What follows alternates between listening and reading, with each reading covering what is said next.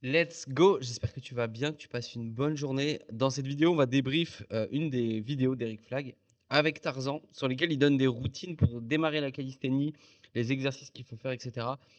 Personnellement, Eric, c'est la personne qui m'a fait démarrer. J'ai découvert la calisthénie grâce à lui sur YouTube. Je pense pas être le seul.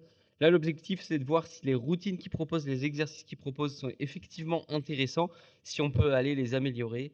Donc, on va voir ça directement. Je vais juste tac, régler la caméra.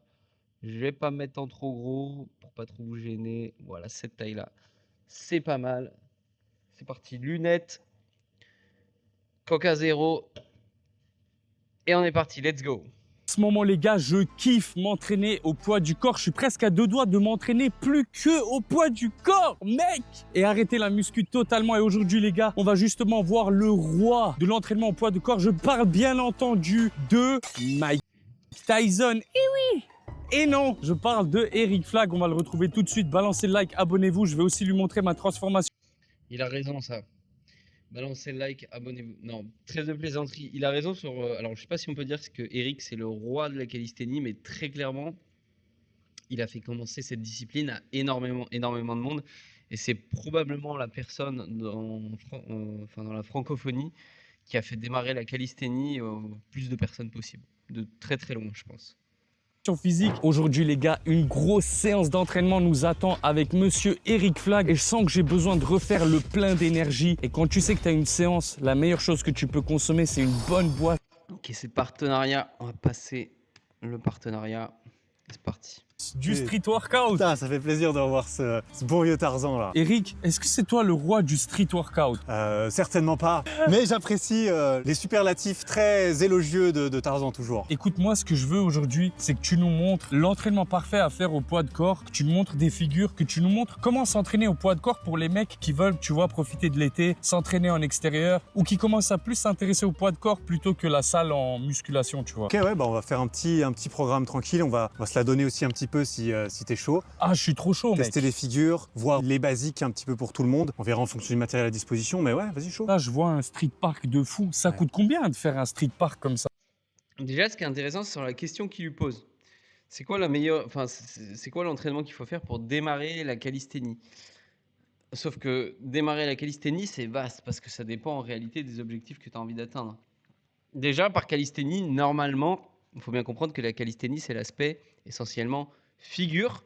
Donc, l'aspect figure, entraînement aux figures. Je débloquais les figures. Et il y a une branche agilité, donc le fait de tourner autour de la barre, faire des sauts, des saltos, etc. Et il y a deux autres branches, c'est le street lifting, donc soulever le plus lourd possible sur les dips, les tractions, les pompes, les muscle-up, et l'endurance. Or, quand il vous dit c'est quoi le meilleur entraînement pour démarrer la calisthénie, bah ça dépend de ce que tu choisis, ce que tu veux atteindre en fait. Parce que l'entraînement que tu vas choisir va dépendre de ce que tu as envie d'atteindre. Donc la question est très très ouverte en réalité. Tu penses combien? Moi, je pense peut-être 10 000 €, non? Un truc comme ça. Non, non, celui-là il est vraiment beau, il est vraiment cher. Je crois que c'était quelque chose comme 120 000.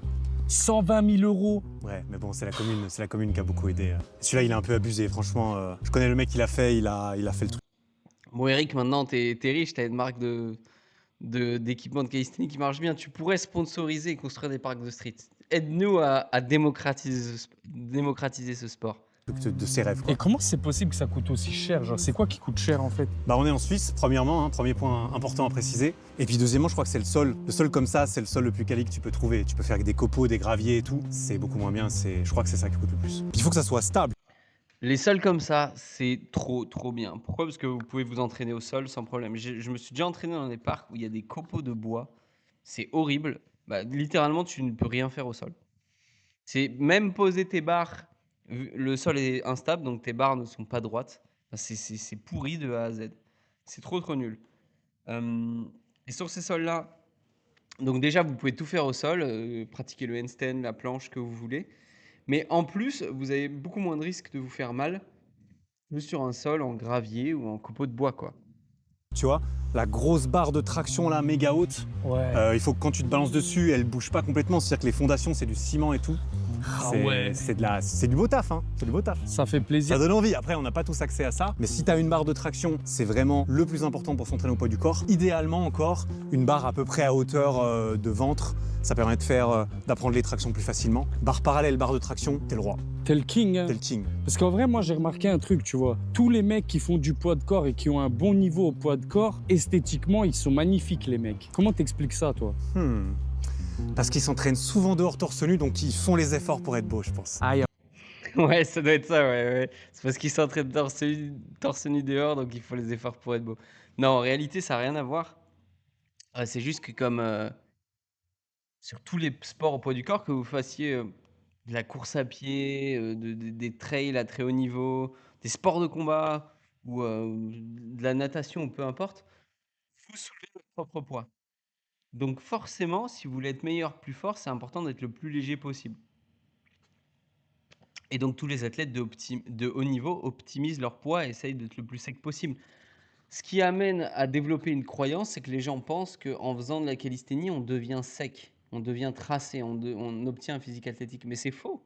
C'est faux. Si vous voulez avoir un physique athlétique, ça passe par l'entraînement, certes, mais ça, vous pouvez l'avoir en musculation, et la diète. À la rigueur, vous avez plus développé votre sangle abdominale. Donc, en général, vous aurez les abdos un peu plus visibles et bien développés, les obliques aussi, etc.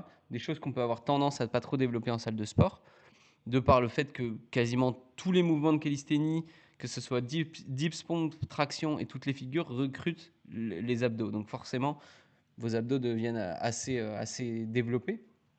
Mais je veux dire, à part ça, la calisthénie ne rend pas plus tracé et dessiné que la salle de sport. C'est juste que pour performer plus, on est amené à essayer d'être le plus léger possible et donc on devient plus facilement sec. Moyen. Franchement, je pense que c'est la meilleure Je théorie. pense qu'il y a un peu ça en vrai. Le poids de corps, c'est pas magique dans le sens où ça te rend pas plus sec, plus X ou Y, mais étant donné que tu travailles avec le propre poids de ton corps, naturellement, tu es plus efficace, moins tu as de poids mort. Ça sert vraiment à rien, au contraire. Plus tu es gras, plus c'est difficile les exercices. Donc ça promeut la performance que d'être plus léger. Est-ce que le corps comprend qu'il devrait? Je suis pas sûr. C'est surtout calories qui rentrent, calories qui sortent. C'est vrai que Voilà, il le dit, hein, c'est surtout ce que tu manges, que tu brûles et point barre. C'est pas la calisthénie qui rend sec. C'est juste pour optimiser la perf, quoi. quand on fait du poids de corps, on aime être léger et sec parce que c'est plus esthétique, c'est plus performant, tu gagnes à tous les niveaux, tu vois. C'est vrai, mais tu vois, tous les corps type poids de corps, genre, tu vois, ils ont des gros pecs de latino, des Ouais, c'est abdos vrai. bien découpés. Ils viennent d'où mes pecs? Je pense qu'ils viennent de Tchétchénie. Quelle ethnie? De Tchétchénie. Des gros pecs tchétchènes. Dans cette vidéo, je vais enlever mon t-shirt, je te montre ma transformation C'est vrai physique. Putain, j'ai hâte de voir. En vrai, j'ai pas vu du tout. Mm. Je me souviens juste au début 94 kilos et tout là. Je sens que ça va être stylé. T'en pensais quoi de coach? T'as un Tarzan, c'est ouf, hein, il fait vraiment des allers-retours au niveau physique. Un coup, il est énorme, vraiment surpoids, et ensuite, il fait des transpos, il redevient ultra sec, bien dessiné, et après, il refait la même chose. C'est souvent yo-yo. Tu me voyais à 94 kilos. Est-ce que tu pensais que j'allais revenir ou tu t'es dit que j'étais finito? Je vais mettre directement aux exercices intéressants. Donc, je crois là, il va parler d'échauffement. Du corps le plus dangereux là où tu te À faire des tractions, genre. Et j'ai l'impression que souvent les mecs du street workout et tout, ils s'échauffent pas. Genre, ils commencent à faire des tractions, genre. En fait, les tractions, ça peut être un assez bon échauffement, ça dépend de ton niveau. Très clairement, si tu fais du front lever et que tu fais des tractions en front lever, donc des front lever pull-up, des tractions en horizontale, oui, faire des tractions en poids de corps, c'est l'échauffement, quoi. C'est normal, c'est facile.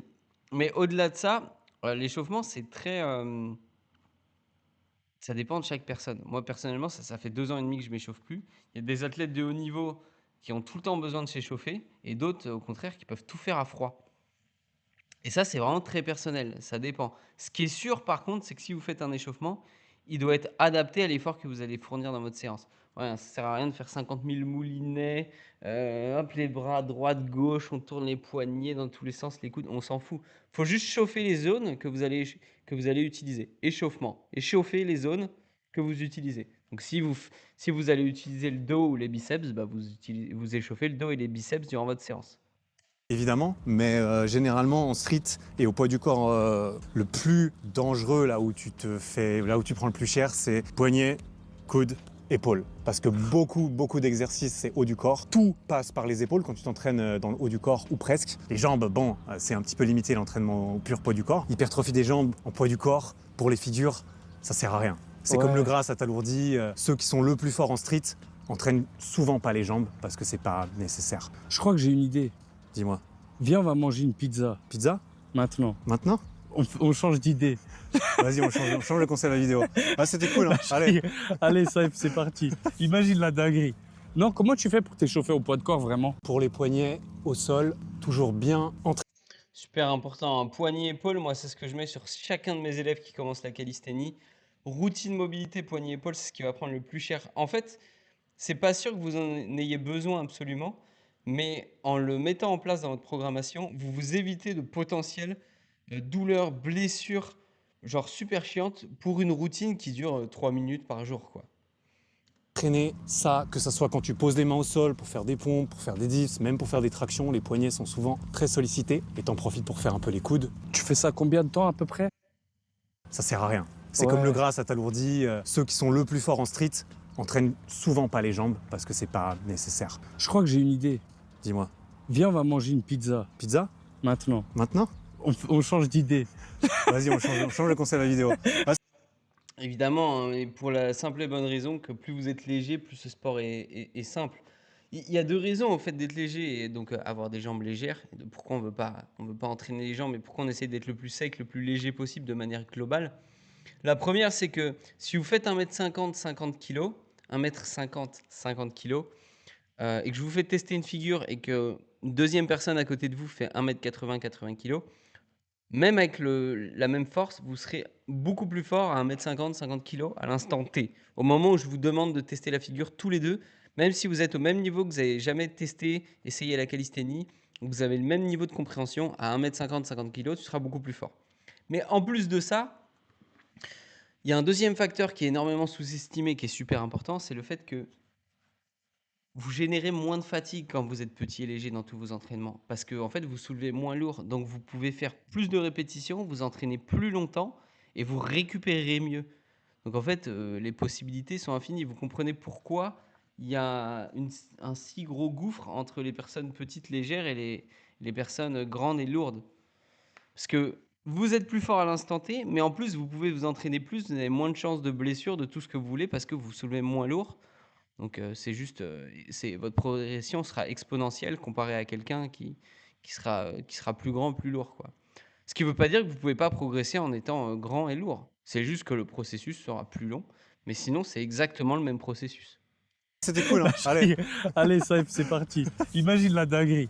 Non, comment tu fais pour t'échauffer au poids de corps vraiment? Pour les poignets au sol, toujours bien entraîner ça, que ce soit quand tu poses les mains au sol pour faire des pompes, pour faire des dips, même pour faire des tractions, les poignets sont souvent très sollicités et t'en profites pour faire un peu les coudes. Tu fais ça combien de temps à peu près? Entre 10 et 15 minutes souvent, hein. Ah ouais, c'est vraiment, je fais c'est beaucoup long. d'exercices avec les bandes élastiques pour les épaules. Après, ça dépend toujours de ta situation. Si tu reviens d'une ancienne blessure, si tu as toujours eu un peu mal à l'épaule, là, il faut vraiment prendre le temps de passer dessus. En fait, plus tu es jeune et impatient et tout neuf, moins tu t'échauffes parce que tu as l'impression d'en avoir moins besoin. Plus tu es expérimenté, tout cassé, ancienne blessure, plus là, tu es là en mode ouais, 15 minutes d'échauffement. En fait, c'est pas. Oui, l'échauffement doit être spécifique, mais c'est pas forcément jeune ou vieux. C'est juste que l'échauffement, c'est personnel. Si déjà tu dois échauffer les zones que tu as besoin d'échauffer, donc il n'y a pas d'échauffement général dans tous les sports, etc.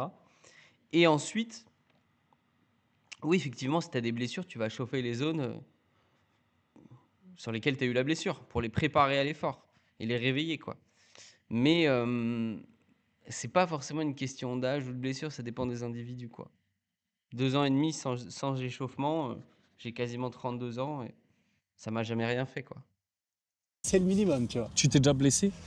Oui, au poids de corps? Ouais, jamais de façon irrémédiable, mais oui, un petit peu, notamment dans les coudes, quand j'apprenais à faire des planches au tout début en street, puis même en faisant des relevés de jambes, des trucs suspendus à la barre, des abdos à la barre, sans m'échauffer les épaules. Je me suis fait mal à l'épaule gauche une fois. Ok. Et depuis, je sens que mon épaule gauche est un tout petit peu plus faible que la droite quand même.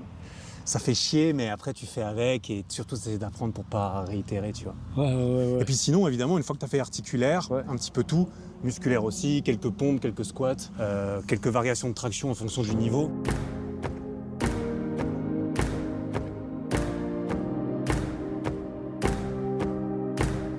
Ça, j'ai l'impression que c'est une bonne idée aussi.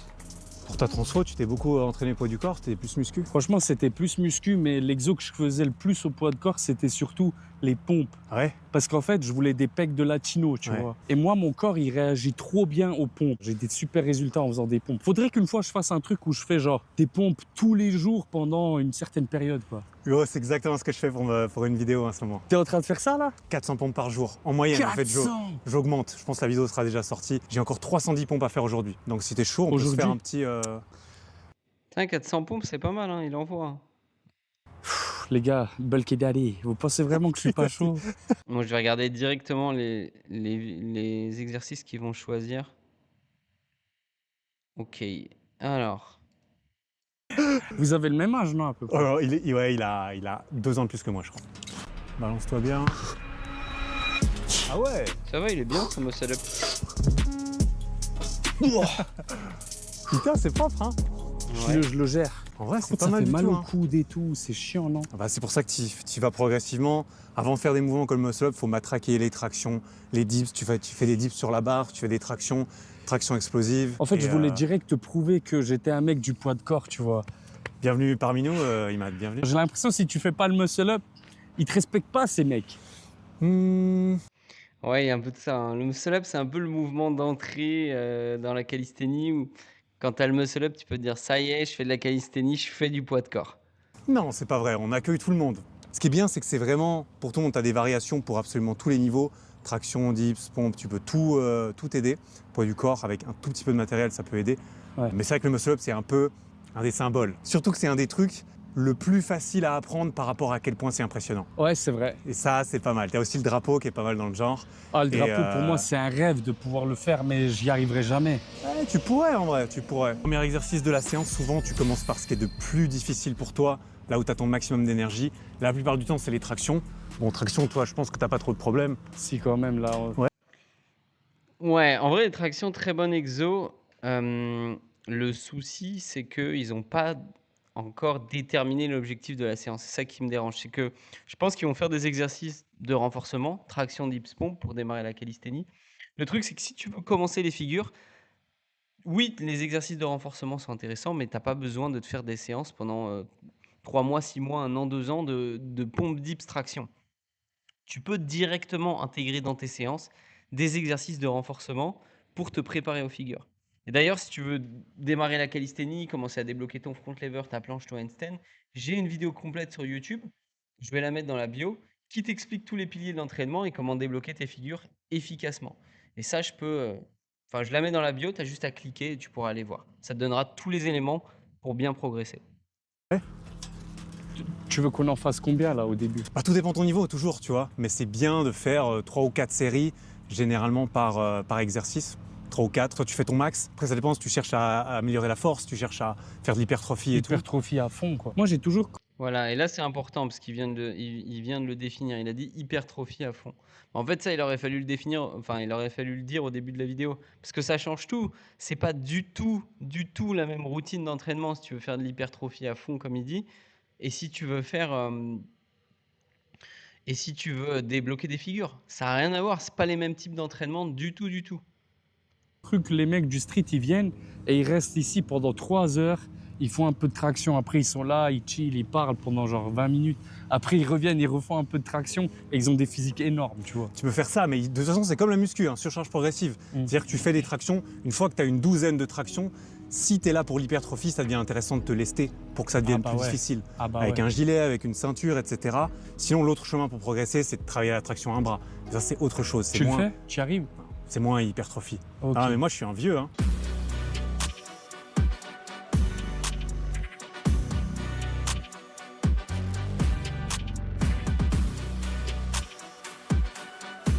Ça va, ils enchaînent en vrai. Hein. Ils ont beaucoup de reps. Hein. Ah, les tractions, c'est quand même un calvaire. C'est dur. Hein. C'est un exercice qui est très difficile pour la plupart des gens. Et quand tu n'arrives pas encore à en faire, soit tu peux utiliser une bande élastique, tu vois, tu mets la bande sous les pieds, ça t'aide beaucoup. Ou alors tu fais des exercices où tu essaies vraiment de juste tenir ici pour renforcer la force en haut, de faire des négatives où tu descends lentement. C'est une très bonne façon d'apprendre un exercice au poids du corps que tu ne sais pas encore. C'est de tenir en isométrique dans différentes positions du mouvement pour renforcer la position et de descendre lentement Et là, ça renforce les muscles pour un jour faire ta première. Moi, pour apprendre la première, mon père, il avait mis dans un couloir une barre de traction. Ouais, Et ce que je faisais, c'est qu'à chaque fois que je passais, ouais, t'en je fais. restais, non, je restais tu juste restais suspendu. accroché. Et je sais pas pourquoi, mais après, au bout d'un moment, ça m'a aidé à pouvoir le faire, tu vois. Mais ça, c'est une des meilleures façons de débloquer, votre traction ou n'importe quel mouvement figure de calisthénie. C'est trop efficace. Vous faites une petite tentative comme ça de temps en temps dans la journée, toutes les heures, toutes les 2 heures. Ça marche super bien. Évidemment, il faut être capable de s'entraîner à froid. C'est là où tout le monde n'est pas égaux à ce niveau-là. Moi, j'ai appris des tractions comme ça. Par exemple, quand j'avais 10 ans, je me souviens, il y avait des montants de porte chez mes parents, des contours de porte et je pouvais les accrocher et me suspendre. Et à chaque fois que je descendais les escaliers, je sautais sur le montant de porte, je m'accrochais et je restais bloqué. Et je me laissais descendre juste en bas. Sans le savoir, en fait, je faisais mes premières négatives. Et je me souviens un jour, à force d'en faire un peu tout le temps, j'ai réussi à faire une négative et à remonter. Puis après, j'ai réussi à négative, remonter et redescendre. Et en fait, au bout d'un moment, j'ai débloqué 2, 3, 4, 5 tractions comme ça.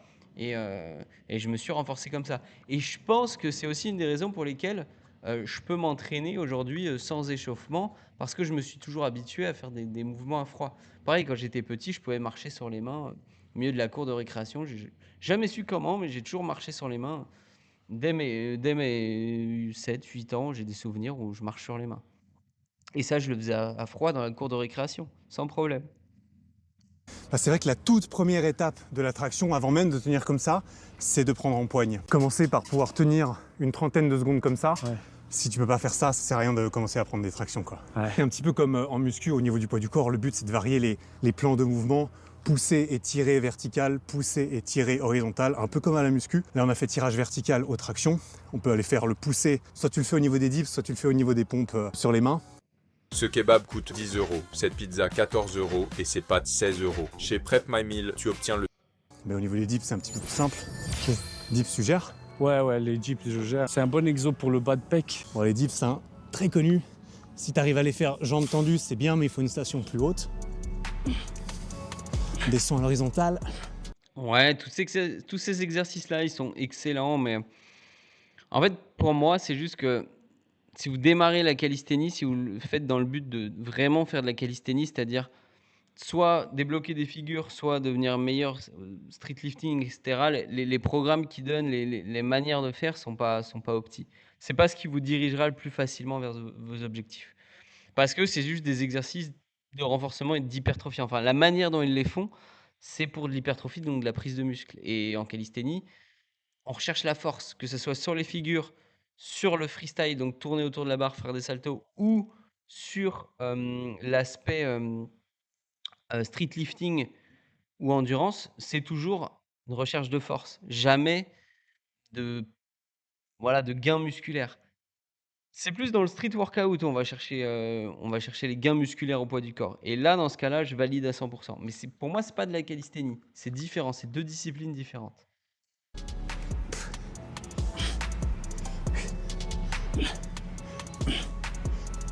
Parce que là, ce qui serait intéressant, c'est de le faire tester des figures. Effectivement. Est-ce que tu penses que mon physique il changerait si j'arrêtais complètement la muscu en salle et que je faisais que du poids de corps, tu vois? Je pense que tu perdras des jambes. Je pense que tu pourrais facilement maintenir ton physique, Ouais. à mon avis.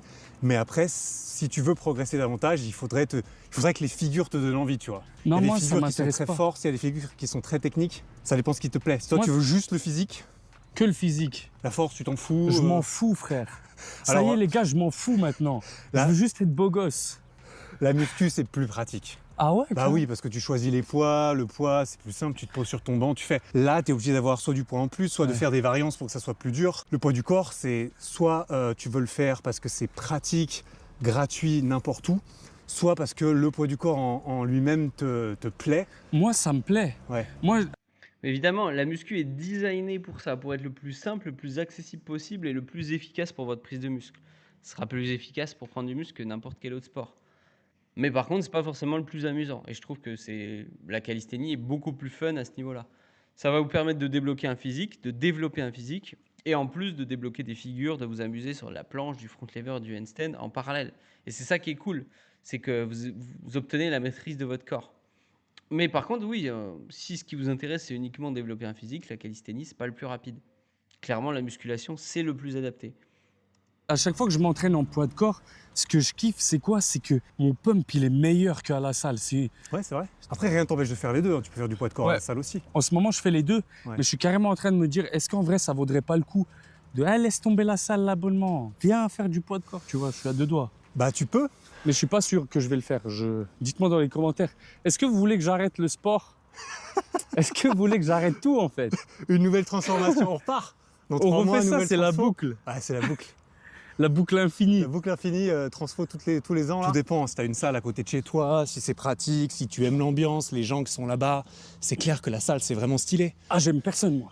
Alors si Qui est t'aimes- là-bas. si- Je déteste les gens qui sont. Non, je rigole. c'est pas les vrai. gens qui sont dans ta... Si tu détestes les gens qui sont dans ta salle, viens au Poids du Corps. Les gens sont toujours cool au Poids du Corps, de mon C'est expérience. vrai. Ouais, Et ils fument de la weed, non? pas nécessairement. pas nécessairement. T'as les clichés sur le poids du corps. Là. Les mecs restent 3 heures dans le parc. Non, c'est vrai, il y a des gens qui restent très longtemps dans les parcs. Ils fument de la weed. C'est un peu cliché, mais les clichés ont souvent un fond de vérité. J'ai l'impression qu'il y a beaucoup ça dans la communauté street workout. C'est Après, vrai je dis n'importe quoi Alors peut-être. je t'avoue, j'ai pas ce sentiment. Tu sais, en mode, ils sont là, genre, ils font des Ah, tractions, ils prennent un peu, après, on dirait, ils...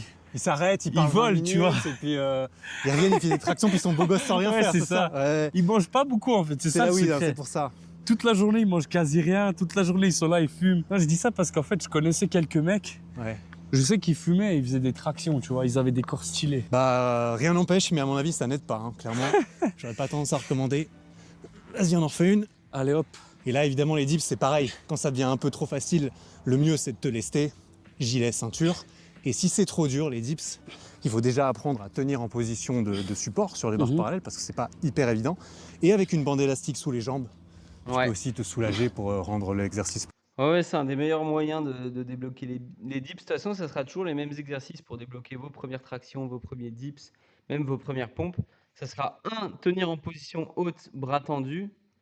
Donc pour les tractions, ça va plutôt être bras pliés, collés à la barre. 2, réussir à descendre la phase excentrique du mouvement en ralentissant le plus possible la descente. Et 3, répéter le mouvement de manière plus simple avec un élastique. Plus facile. Là, je suis énervé. C'est bien là. Bad je pec, suis tu le sens là. Je vais regarder un peu les autres exercices qu'il va lui faire tester. Je pense qu'ils vont faire des pompes après, à mon avis. Ah, traction australienne. Un peu plus. Différents muscles. Ouais, ça pareil, les tractions australiennes, c'est un des meilleurs exercices poids de corps pour démarrer. Mais ça aurait été bien de le mettre avant, je trouve, avant les tractions.